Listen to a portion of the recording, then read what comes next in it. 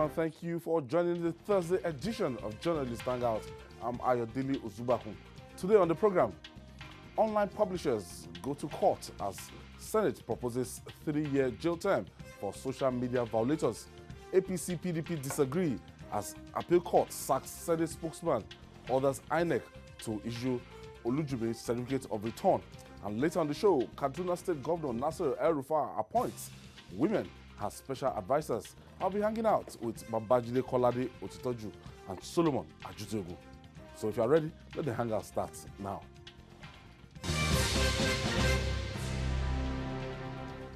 The outcome of any battle can be as unpredictable as any knotty issue. While the federal government has drawn the battle line regarding its planned regulation of social media, the level of opposition against it continues to grow.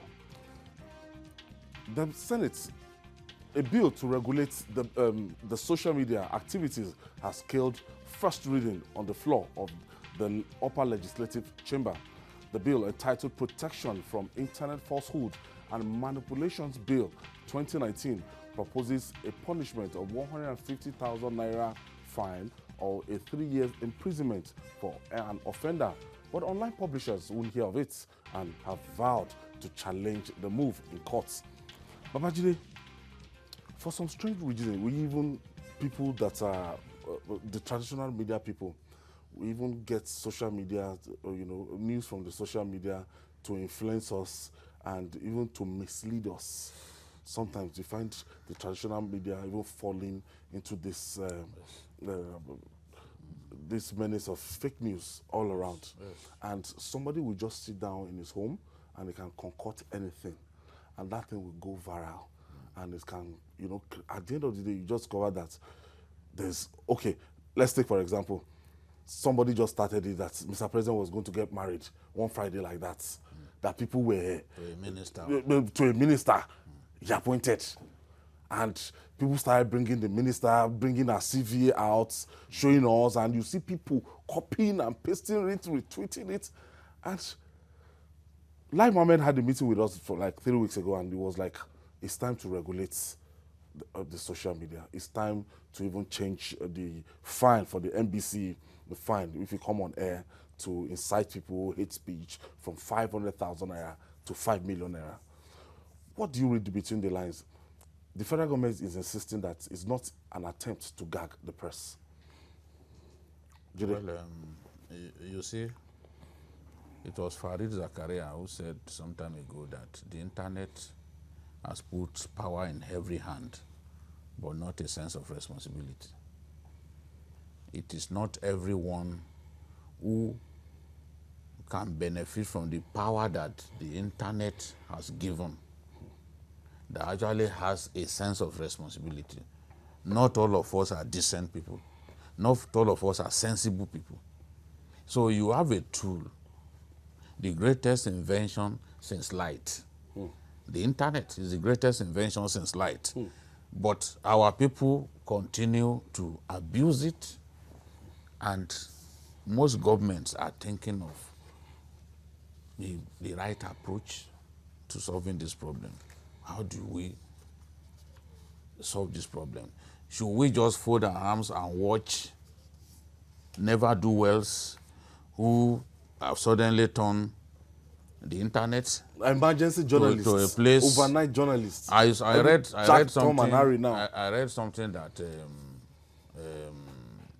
Repu wrote, the veteran journalist, where he was saying, look, don't call yourself journalist. You are no journalist. The fact that you have access to cheap data, to a cheap phone and cheap data does not make you a journalist. A journalist who is trained will not simply go to town with a story. In their own case, they don't do any sort of filtration. They have no business. They'll just get it up. And because the internet has made so many of our people lazy, you see so-called gatekeepers, lazy gatekeepers, gatekeepers whose their training and background is suspect. They go on the internet, they saw a story, they slam it. They will not even bother to call the right people who can confirm that story. They slam it. And then you see the traditional media that should be responsible actually being the purveyors of falsehood originated by never-do-wells who sit on the internet to simply peddle falsehood. So a lot has to change.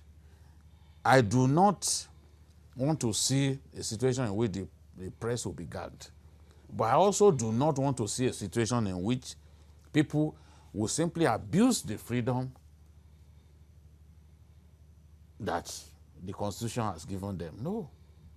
Your own freedom, you should not abuse your freedom, because you have freedom, but where in the exercise of your freedom you hurt another person, then you should expect to be resisted.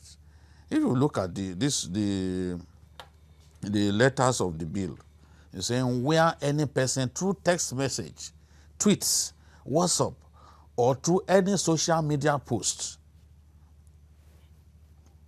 makes any abusive statement, knowing same to be false, with intent to set the public against any person, group of persons, any institution or government, or such other bodies established by law, shall be guilty of an offense, and upon conviction shall be liable to an imprisonment for 2 years or a fine of 2 years, or both, fine and imprisonment. So it is clear. I don't think that Section 39, subsection 1 and 2 of the Constitution insulates anyone against arrest for willfully maligning another person, for attempting to set our country ablaze just because you have access to the internet. So this is my opening remarks. Well, Solomon, yeah, we went through the same training from University of Lagos Mass Communication Department, yes, and the likes of Professor Luku Kauche, Ralph Akifele, we always tell you that if you're in doubt, you check, you hold on, and you go through these rudiments, and you want to see all the tenets of journalism today has been eroded by people that will sit on the internet. Day before yesterday, I think it was one musician abroad, they said she has died of a plane crash. And lo and behold, I saw it, I was like, sure that, and this thing is capable to destabilize the country. Incidentally, last week, or a couple of weeks ago, I had given a lecture about the issues surrounding the practice of journalism in the country, and some of the challenges that we're facing and some of the things we need to do. And recently, I also spoke about the issues of who is a journalist. The fact that you have access to smartphone and data, and you are able to put up something within the social media space, and people are able to see it all over the place, does not make you a journalist, as Jide had said. But then, beyond that, we need to understand that we are in the age of malleability. People have become more and more fickle, and there is need for information all over the place. And the fact that people use smartphones the way they use them is also an indication of a crave for something different from what we've always had. But having said that, you must also understand that the age we are, the age of malleability and the age of technology and the smartphone, is a continuum of the Gutenberg, of the evolution of the media industry, which started with Gutenberg, where you have had the print. From the print, you have moved to broadcast, you have moved to telephonic technology, and all of these things have come together in what you call convergence, technological convergence, where everything comes together in one device. So what we have is that a lot of people now having access to these smartphones can, give information from all over the place, which does not make them journalists. But for those of us who are trained journalists, these things begin to serve as leads for us to uncover stories. But because, of course, we now have all Tom, Dick, and Harry in journalism, as it were, there are lots of people who are thrown up into the media space, conventional media space, who have little or no training at all, who have not even cut their teeth, you know, in the practice, who are given enormous responsibilities to, you know, gatekeep, to do the censorship and all of them. And I think that that is why we are where we are.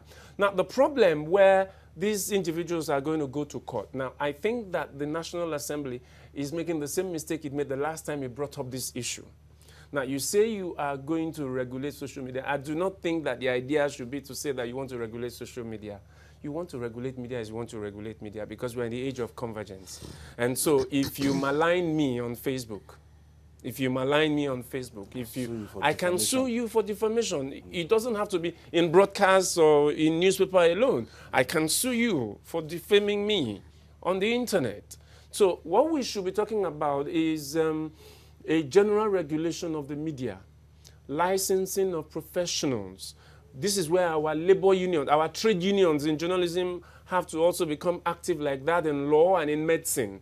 And these are things we need to begin to come up with, or else we're going to be in a big problem, because immediately you say you want to regulate social media, it means that you want to take power away from the common man, and they will resist, naturally. Okay, Babajide, some people are even saying that this government, you know, is an attempt by this government to silence opposition.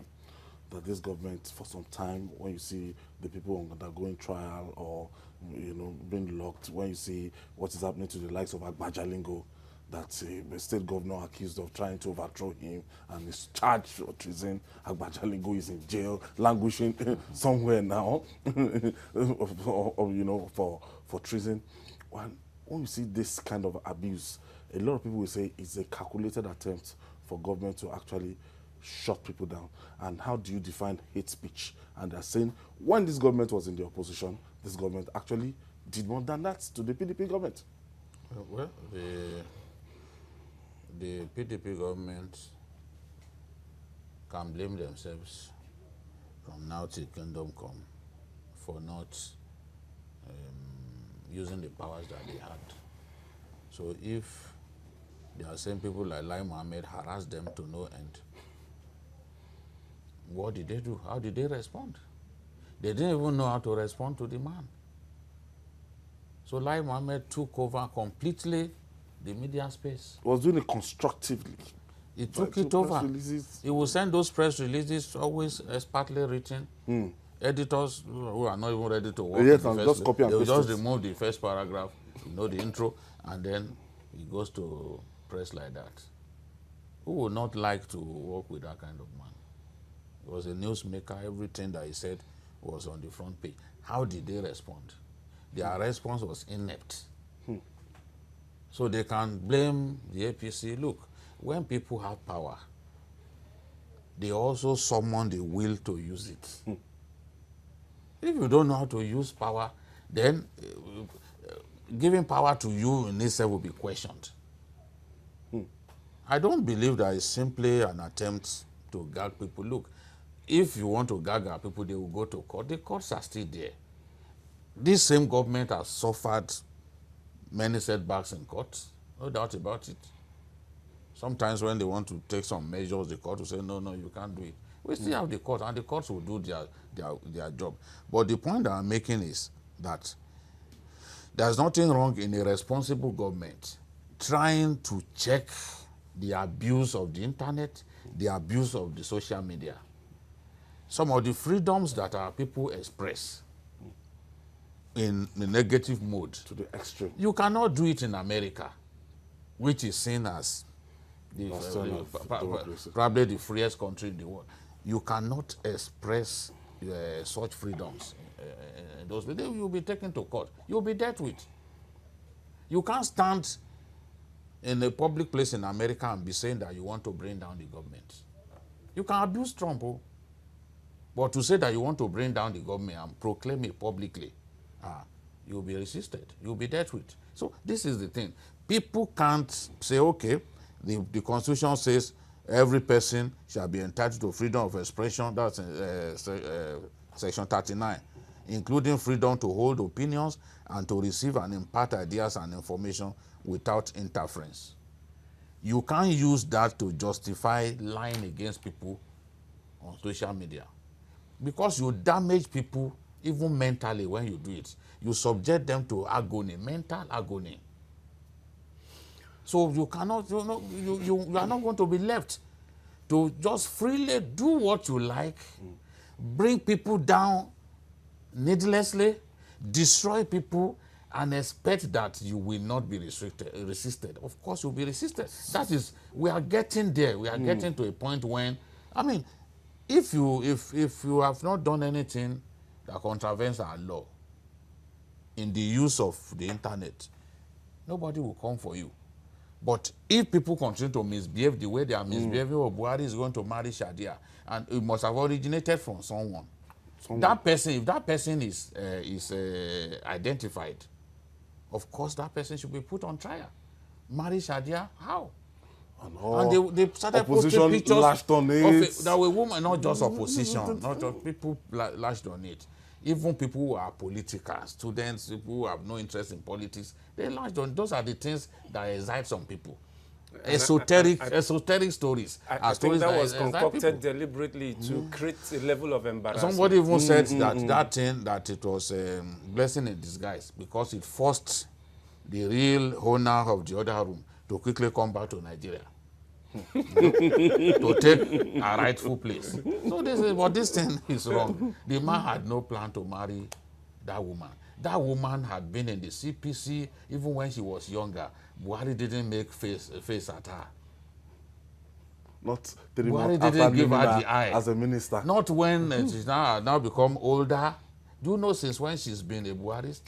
They were the people who formed the Buhari organization, TBO, before Buhari even ventured into politics, with people like Adamu. Did they think that Buhari just got to know Shadia? So if when she was much younger and prettier, Buhari didn't go for her, it is now that Buhari had made her a minister, because she used to be the treasurer of CPC.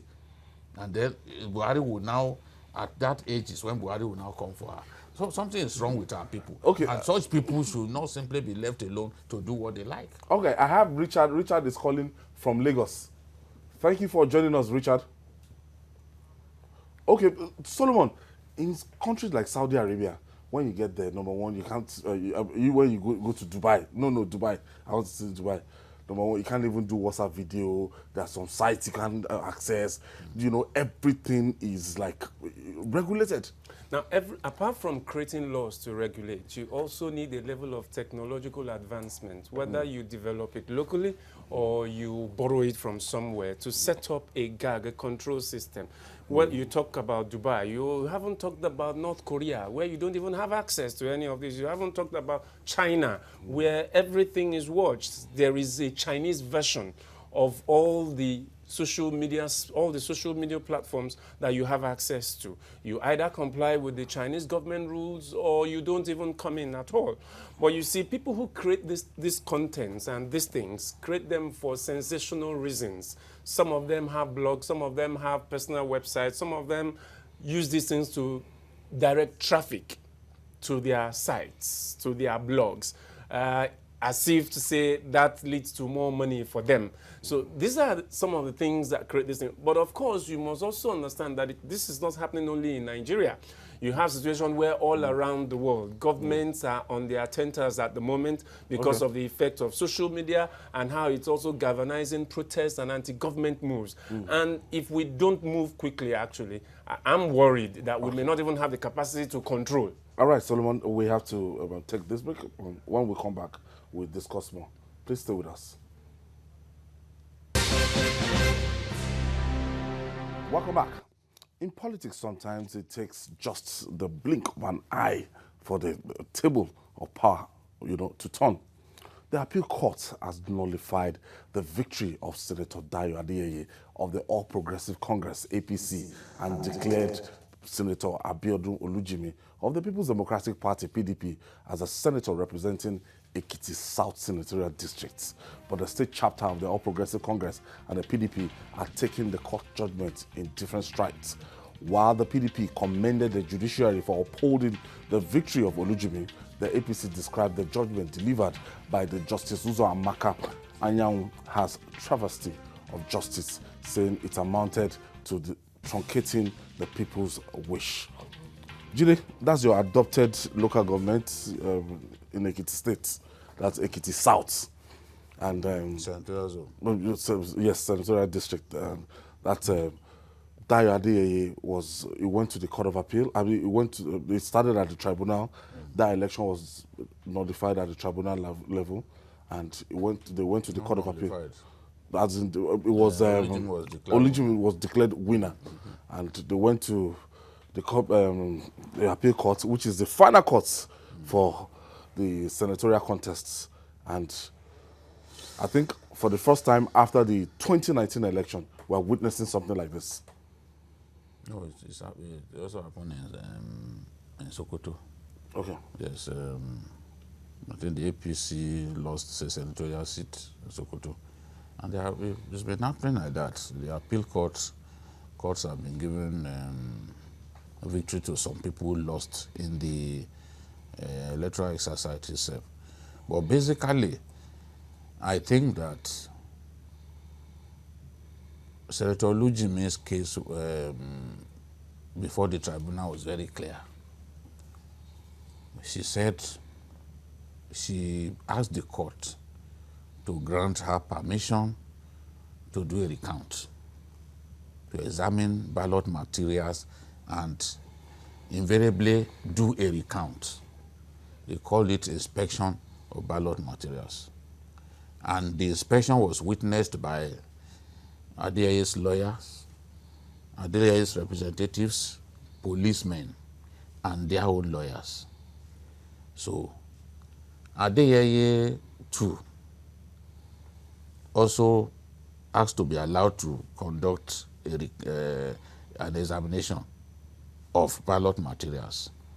Now, the judges had two reports of ballot materials examination before them. At the end of the examination conducted by Olujimi's team, it was discovered that Olujimi won the election by 4,000 votes. Now, in the case of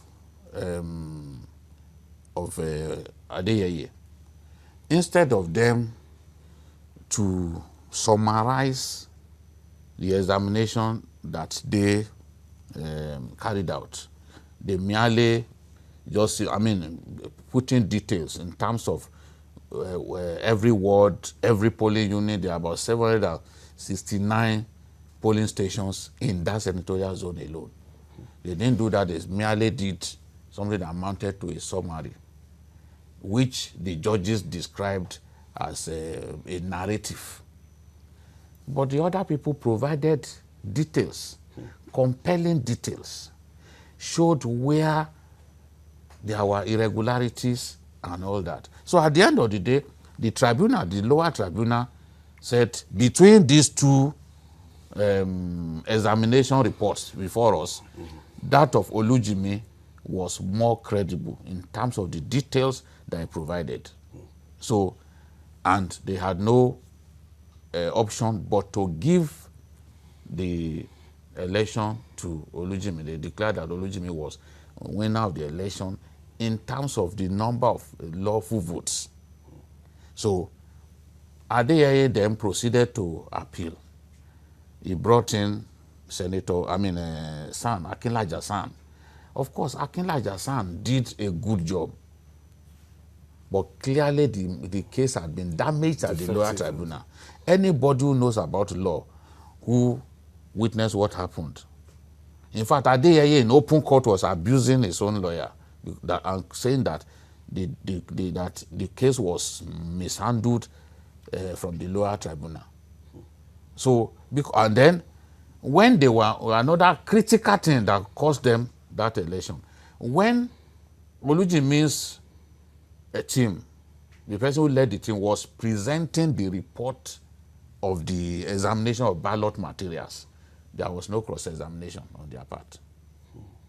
that proved fatal to their case, because the Court of Appeal now asked Akinlaja that everything that you are saying should have been evidence-led, because whatever a counsel says cannot take the place of evidence. Which is like saying, look, some of these things should have been done earlier. Why didn't, and the question was asked, you are complaining now about this examination that was done and other things. Why didn't you cross-examine the person who presented the report of the examination? By not doing that, and then another crucial thing that caused Adeyeye to lose has to do with INEC. All the irregularities that they complain about in the petition, I mean, that the Olujimi can complain about, were blamed on INEC. INEC didn't file a defense for all of them. Well, at the time INEC filed a defense, the time ceiling had elapsed, which technically then means that there was no defense filed. In such a situation, it was easy for the woman to win. Solomon, let's go away from the technical part of it now. Now, people have been saying, you know, after that election, people have been saying that it's better you win on election day than, you know, to go to court, that you might not get justice. But right now, I think we are seeing people are getting the election upturned and getting their mandate back. It seems like you just read my mind. When will we get to the point where we just go to the ballots, cast our votes, and then we wouldn't have to bicker about court cases and all of that? But let's agree that it is still the stage of political evolution, and that we have to go through this all of the time. But I look forward to the day when we just go to the ballot, cast it, and that will be it. And then we know who's the winner, no complaints. And we know that it is foolproof and it is free and fair and all of that. But having said that, I must say that, you see, when it comes to law, well, evidence is key. And what you have with the case of Professor Adeyeye and Senator Olujimi here is a clear case of statistical victory. I mean, if I'm presenting a case to you, I'm not just going to be talking. I'm not just going to be assuming things. I'm supposed to give you a statistical breakdown. And this is the superiority of the argument by the PDP senator here, that from word to word, from polling unit to polling unit, from every local government, I could do the count and I could deliver to you what the actual figures were, and I could prove that. Unfortunately, the APC couldn't prove that. And that is why we have this as it is, right from the foundation of it. But then, having also said that, you must also understand that this is the way the elections here are, and that you win some, you lose some. And it is good that our judiciary has proven to us once more that they can do a thorough job, even when you seem to have lost a mandate. I know in my home state, in one of the House of Rep elections, the current Minister of State for Education had also lost the elections, as it were. He went to court, he went to the tribunal, and it was upturned. He won before, of course, he was, made the Minister of State. So this is a good development. Let's talk about Biodun Olujimi, our politics. This is a woman that was deputy governor to Ayo Farishe back then, and the way she has risen within the ranks of the People's Democratic Party. I think she's like somebody that a force to reckon with within the PDP and even the country as a whole right now. Yes, no doubt about it. Senator Olujimi is a strong politician. She got trained by Oloye Olushola Saraki, because she once worked for Saraki, the late Saraki, as a PA. So she knows a lot about politics. Remember that she stepped down for Adeyeye, during the governorship. To team up the primaries within the PDP. Within the PDP. Yes. So, and she's also a tactician. She knew what she had to do to win. She knew what she had to do to win. And look, when someone comes to court, presents 14 witnesses, insists that, look, I am going to defend my petition based on the examination of ballot materials. When someone comes to you like that, then you'll be worried. because we all know the way elections are in this country. Even some ballot materials that are not meant for a particular zone, they will take them there. Nobody can vouch for the fidelity of our elections. You will see clearly evidence of rigging here and there. But when someone goes to battle saying this is how I want, my petition will be hinged on this, then you should know that the strategy was spot on. And clearly there was no way that they could respond. Look at what the appeal court said. The task of evaluating evidence is that of the tribunal. They have done that, and we have no cause to distort their findings. You are not going to expect fresh trial in the real sense of the word, because the local tribunal had evaluated the evidence. Just like what the Supreme Court did in the presidential one. Yes, they evaluated the evidence, and clearly the evidence tilted heavily in her favor. And there's no doubt about it. If Adeyeye looks back, he will know that clearly mistakes were made by his team. Someone said that maybe they were overconfident and all that, because the legal response was not good enough, was simply not good enough. I've had people say, oh, it is Kayode Fayemi and co. who did not support him, who didn't want him to win. It's just rubbish. Kayode Fayemi had nothing to do with this. And some have also said, oh, Adeyeye lost his local government. I can say here on live television that based on INEC record, both of them won their local governments. So people just say what they like. The case was lost at the lower tribunal. And you know, I said earlier that Akinla Jasan, a respected lawyer, did a good job, but the foundation, yes, that's why the tribunal said all what you are now saying ordinarily should have been by way of evidence. Address of counsel cannot take the place of evidence. So whatever you are saying now cannot take the place of evidence. You must be evidence-led. Show us the proof. So at the end of the day, these two rivals live to fight another day. I can see clearly Adeyeye was the Senate spokesperson. He was the one-time spokesman of Afenifere. He was in 1999. He ran to become a senator.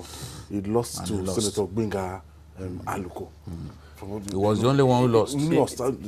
It's a minus one for the APC at the moment. So usually you say that his place let another take. That is the reality. Let's see what he's going to do in the interim to shore up his base and to see in the next dispensation if he'll be able to overturn that victory in another contest if he's willing to. I think the Court of Appeal now is high. 2019 is done. So let's see if he will throw his hat into the ring again the next dispensation, and let's see if he will get a chance. But that would depend on what he will do at the moment. But then, as per the balance, the tilting of the balance in the Senate now, so we just say it's +1 for the PDP. The spokesman of the Senate, he will be missed. He's the spokesman of the PDP at a point in time. Fantastic man, brilliant politician. He will be missed. Former Minister for Works. I personally feel sad because he's someone that I like from a distance. I've never met him, but I know that. Warm. You know, these politicians. How many of them do I meet? You know.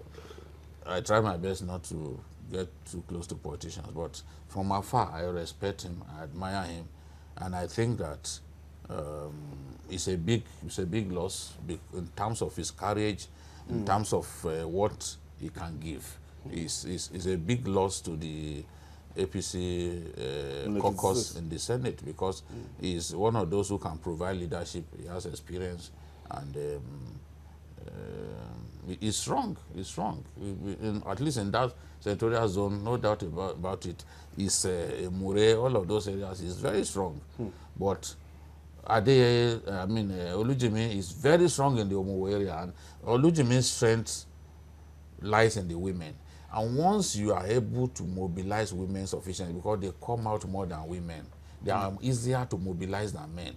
You know, so if you are able to mobilize women sufficiently on election day, it will be difficult to defeat you. She's certainly a very strong woman, Senator Olujimi. No, she has to be. She's a ranking senator right now, and she has been in the House former of Representatives. broadcaster, she speaks well. Yeah. Former broadcaster. She was in DBN. So the challenge for the APC at the moment is, as Jide has talked has spoken passionately about Professor Adeyeye, such amiable person, I guess the party will have to find a role for him at the national level. Certainly, it will be very useful for them. But as per this seat, it's over. It's gone to the opposition of Umuo. So looking at the balance of the whole thing now, when you see the litigation post 2019 election and compare it to what happened in 2015, now putting it on the balance, do you have so many cases? Increase? So many cases have been overturned by the appeal courts, especially, and even the lower tribunals under after the 2019 election.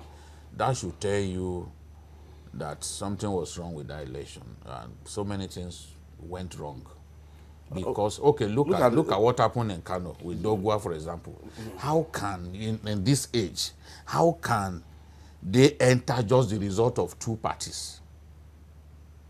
Of course, the other parties will go to court. That's why Dogwa will have a fresh election.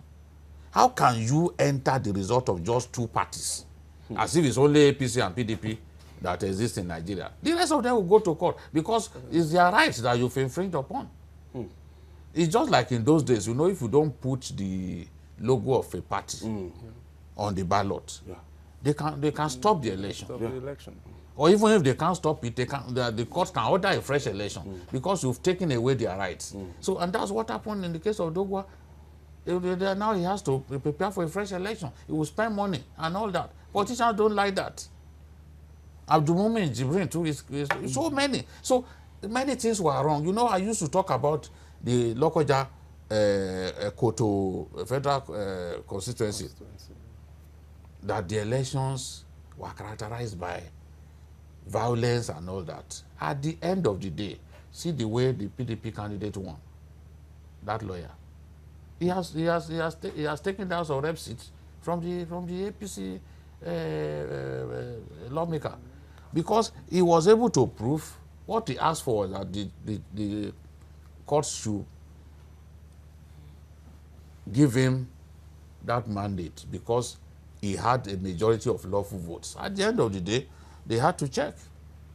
And so clearly evidence of irregularity and all that. And at the end of the day, he took it through the appeal court. So are you saying that the dispute arising from the 2019 election, you have it more than by far, 2015? By far greater. By far, you can't even compare the conduct of both elections. No, you cannot. No. You can't. They said we want to deceive ourselves. There are far more cases now, and far more victories being earned through the courts than through the ballots now. A lot of in every part of Nigeria, many of the people who won election have had those mandates taken away from them through the courts. In Sokoto, different places, it's been happening. So it shows that, and at every occasion they will say, because the election was not conducted in line with the letters of the Electoral Act. So it means that something was wrong with the conduct of those elections. Solomon, are we making progress? Well, it depends on which when side. You look at this statistic together. It depends on which side you sit. You understand that the circumstances surrounding the elections in 2015 are quite different from the circumstances of 2019. The people who are running the government now, the INEC at this point, even though you say that it's a continuum, the INEC, the government at this time is also a government that wasn't at the center before, and so they have their own understanding or their own lack of understanding of how the processes should work. About making progress because it beat the judiciary. We can always call on the judiciary to set things straight. But as per elections, I think there is a lot more that has to be done. A lot more. All right, I have Hassan calling us. Thank you for joining us. Good evening, everybody. Good evening, Hassan. Yeah. Please, I received the information about this media issue and that kind of postponing the election of APC in favor of PDP with mixed feelings. First of all, let me go to the media. I happen to be, I'm a card-carrying member of APC. And what is very clear here, despite being a card-carrying member of APC, that one will not make me to shield away from saying the uncomfortable truth. What is very clear here, APC benefited from social media to win their election. It's an open secret. It's like you get to the top, you are pushing away the ladder.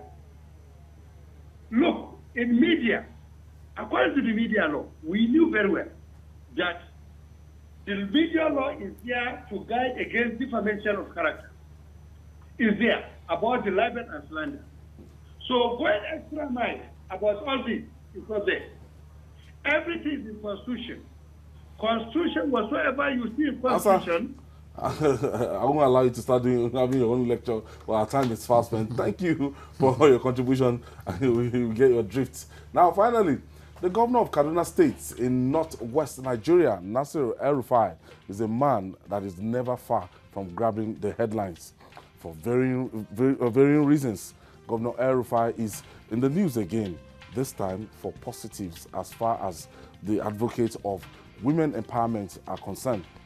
The governor has appointed 2 more women as special advisors into his cabinet.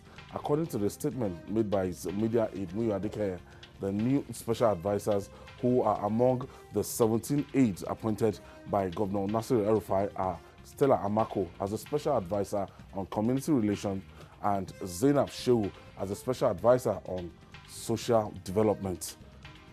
So, the impacts of this, Jide? Yes, as governor of a state in the far north, don't forget that for so long women had been denied their rights. They had never been treated as equal to men in that part of the country.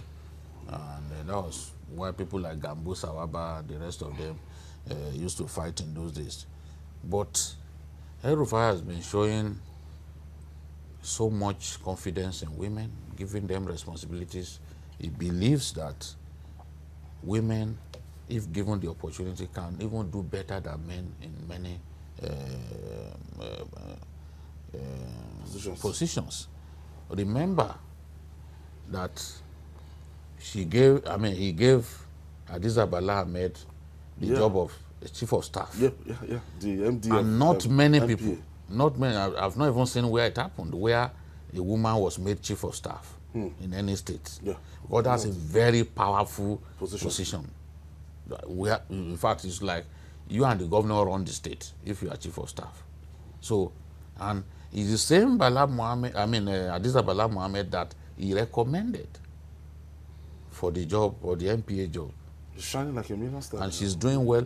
Hadiza has had to look eyeball to eyeball, you know, look people, some members of the port cabal, eyeball to eyeball, and they came back to beg. What many people before her didn't have the courage to do. She showed courage, she challenged the status quo, she looked them eyeball to eyeball and told them, look, you have to do this or you'll be dealt with. And they were the ones who crawled back to her feet to say, sorry, we'll do exactly what you want us to do. So now in this case, if Kaduna has 13 commissioners and El-Rufai has made 4 of them women, the 5th one, that is Commissioner for Health, is already, her name is going to be sent to the House for clearance. So in Kaduna, you now almost have men and women almost equal in terms of the cabinet. The number of men and women will be almost equal. That's to tell you the way that, the value that he puts on these women. And when you even look, the way he even hunts for them is also significant, because there was a girl that came to the Kaduna state government empowerment scheme. It was an event, and she spoke passionately. She was a youth corps member. The next thing El-Rufai said, look, if you can speak with so much power, fire coming out of your belly, it means that you can work for us. And already she's now been made special assistant for, on the environment. That's another woman, young woman. So he's giving confidence to women. And look at the deputy governor. He's a woman. In the whole of the north, that's the only state that has a woman as deputy governor. Not only, and she's not a spare tire. El-Rufai went abroad, and during 10 days of preparation for presentation of budget, this woman led and coordinated the preparation. So El-Rufai said, well, I'm not around, so why can't she go and present the budget before the House? So, right, they said she's the acting governor, she should go and present it. And she went and did a good job of presenting the budget of the state. So what he's doing is really, you know, he likes to do something new, something unique. Yes, he's very inventive. He has his own problems, which, you know, I always talk about. I'm not his fan. But you must give it to him that he tries to do the unconventional most times. Many times people will not really see the wisdom in going that route. But there is always a reason behind every action that Malam El-Rufai. Yeah, I have observed Malam El-Rufai from afar, and I have seen his style. His style is, I think, when you have entrenched interests and you have an entrenched style that had pervaded over a very long time, a man who comes with a very different approach will naturally have some of these problems that El-Rufai has had. He's unconventional, but I think that he's also a man. He's also a man who understands the times. As you look around the world, the pendulum of social power is tilting in favor of women. Yes. And we need to recognize that. And if look at what is happening in Rwanda now. Exactly. They have more women in the cabinet. So it's something we need to admit. That is the way the world is going. There is the tilting of social balance in favor of women, and we need to recognize that and give them their place within society. And I think that most of these women, rather than, like some do cry really, but I think that they should earn it. Now, if you have 5 women in your government, then you have 1/3 of part of the cabinet. That's what it basically says. Out of 14, you have 5 women. So you have a very good balance, I think. So Malam El-Rufai has done well for the women folk, and let's hope that not only will it has it set a precedence for others to follow. I also hope that it will also count for something for him on the political front, for his own political capital. Now, have you gotten to that level, you know, of, you know, saying that, okay, the next dispensation, women can come out conveniently, as in for the highest office, that's I think the presidency? It was Oshiomhole who said that a few years back during one of the this council events in Lagos State. What's the full meaning again? The Council of Committee of Lagos Women Officers or something. Wives of Lagos or something. You see, it's like wives of Lagos. Officials. Okay. Lagos officials. So led by the wife of the governor. And Oshiomhole said there that, look, it's about time that Nigeria produced a female president. If Germany can produce a female chancellor and the defense minister a woman, you know, I don't see any reason why a woman can't do the job of running Nigeria. Every time we've given them the opportunity, you know, Obasanjo used them a great deal. And those women were the stars of Obasanjo's administration. Except we want to deceive ourselves. Kema Chikwe for aviation. Yes, you know, Kema Chikwe was so firm that in the past, VIPs will not go through any security check. They will just drive their vehicle straight to the foot of the aircraft. Kemajikwe put an end to the nonsense. Do they do that abroad? He put an end to it. In fact, he suspended the man who was running the airport at that time. Say, this would not happen. Let's have discipline. So women, you know, these are fiery women. The other woman, Obi Ezekwesili, fantastic woman, very strong. In the cabinet of Obasanjo at that time, I remember one of the ministers told me that that woman can defeat anybody in an argument, that if they wanted anything from Baba, they will first go and beg her. Please, this thing, we want to present this thing.